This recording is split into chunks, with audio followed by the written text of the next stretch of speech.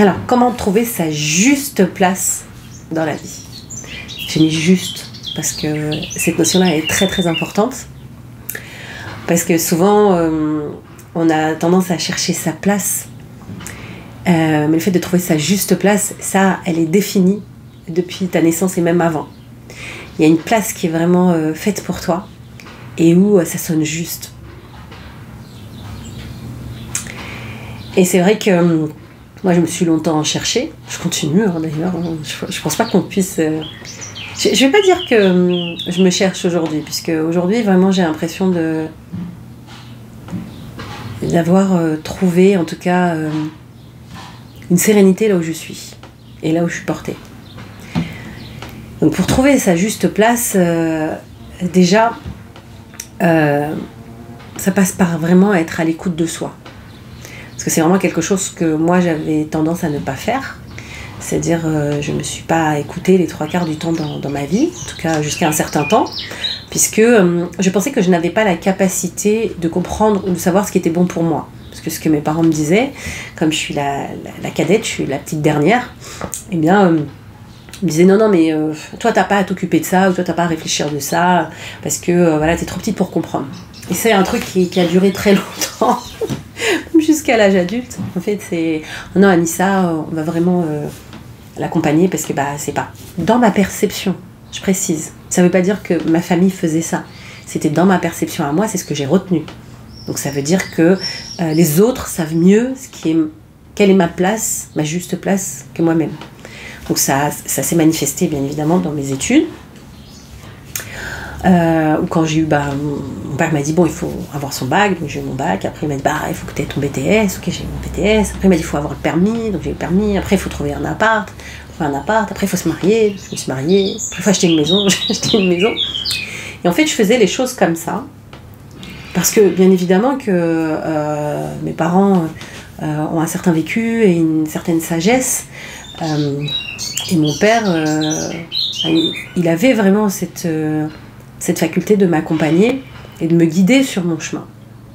Sauf que, alors, j'ai aucun regret, en fait, sur tout ce que j'ai vécu. C'était Mutombo qui disait ça, Grégory Mutombo disait, si je ne changerais rien à tout ce que j'ai vécu jusqu'à maintenant, mais si c'était pour rien au monde, en fait, je revivrais ça, quoi. C'est-à-dire je ne changerai rien, mais je ne repasserai pas par là, quoi. Et c'est vrai que, par exemple, quand je suis rentrée, moi, à la banque, quand j'avais 21 ans, j'étais pas à ma place tout de suite, en fait, je l'ai senti. Mais ça m'a appris aussi la résilience, la patience, puisque mon père, il m'a dit reste, tu sais, c'est une bonne place, voilà, c'est important, tu verras bien par la suite, toi, t'es jeune, tu penses que, voilà, c'est la création, la créativité, et tout, mais ça, on n'en vit pas. Parce que moi, j'étais plus attirée par les métiers de création, des métiers d'art, des choses comme ça. Il m'a dit, oui, mais ça paye pas. Si tu vas voir tes parents, tu leur dis, je vais être chanteur, 9 fois sur 10, ils vont te dire, ouais, mais... Ou footballeur, ils vont te dire, tout le monde ne réussit pas là-dedans, il n'y a que les meilleurs qui sont pris. Ouais, mais moi, j'ai envie d'essayer, tu vois. Après, j'avoue, j'ai eu une enfance, une adolescence et même une vie de jeune adulte où j'avais beaucoup de vulnérabilité et c'était très compliqué pour moi de me faire comprendre. Donc c'est normal que ma famille, en fait, avait cette protection-là, en fait, et me mettait sur les rails de quelque chose. Au moins, ils étaient sûrs que j'étais safe, on va dire. Sauf que pendant 15 ans, dans le bancaire, j'y ai trouvé mes intérêts. J'avais des contacts avec des clients, ça me plaisait. Dans le sens où je pouvais vraiment aider les autres. Et ça me parlait, en fait. Dès que je pouvais aider les autres, je me sentais heureuse et je sentais leur joie, leur bonheur. Et ça faisait partie déjà des informations qui m'ont permis de comprendre, en fait, vers quelle direction je voulais aller. C'est quelque chose qui revenait tout le temps dans les métiers que je faisais. C'était la notion d'accompagner, de guider, conseiller. Et cette notion de consulting, mais ça allait plus loin. Mais cette notion de guidance, en fait. Et c'est vrai que vous allez voir que chez vous, il y a énormément d'informations depuis que vous êtes né qui vont vous informer là où est votre juste place. Ce n'est pas une fonction. C'est un alignement, un ressenti. C'est là où vraiment vous vous sentez à votre juste place. Vous sentez que peu importe où vous êtes dans le monde, vous êtes à votre juste place, parce que cette juste place, elle est en nous. C'est pas, je vous dis, une fonction, un métier ou autre chose. Ça y contribue. Être avec la bonne personne, être dans un travail qui vous permet d'œuvrer vraiment dans ce qui vous anime, tout ça, c'est ok. Mais votre juste place, c'est... Franck Lobvé disait ça, il disait, il y a un endroit où ça pousse pour chacun d'entre nous, dans les deux sens du terme, donc on est poussé vers ça, et c'est là où c'est juste pour nous. Et ça, c'est propre à chacun. C'est-à-dire qu'individuellement, il y a vraiment un endroit où ça pousse pour nous. Et c'est vrai que regardez votre prénom, regardez vos relations, regardez les métiers que vous avez occupés, regardez ce que vous aimez faire pendant des heures sans que ça vous prenne d'énergie, vous prenez du temps à faire ces choses-là.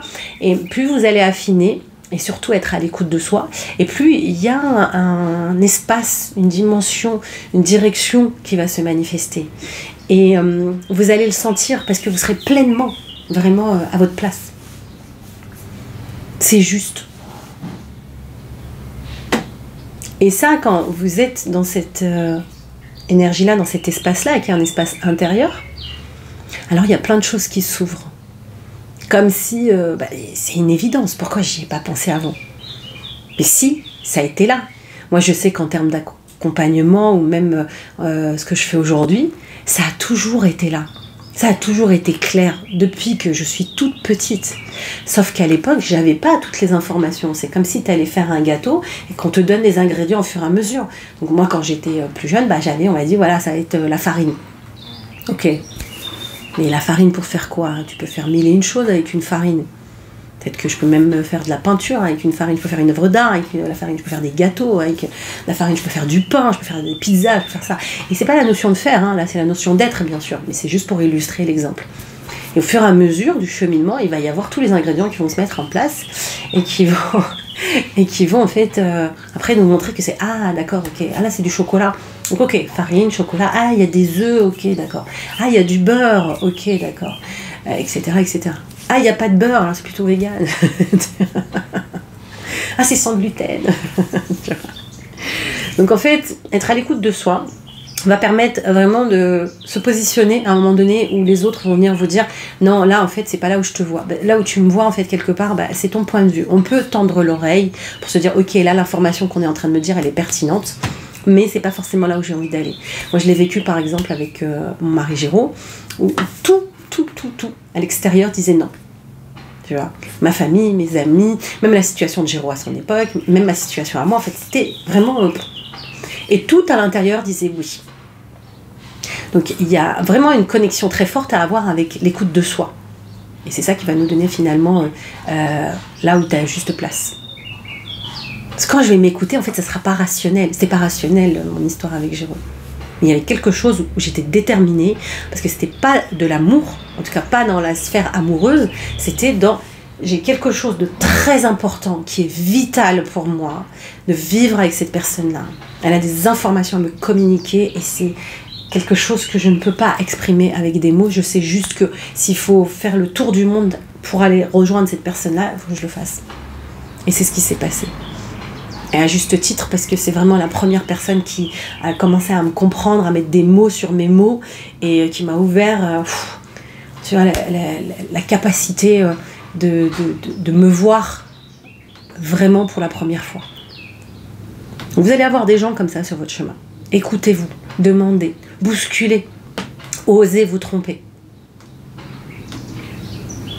Et ça fera l'objet d'une autre vidéo.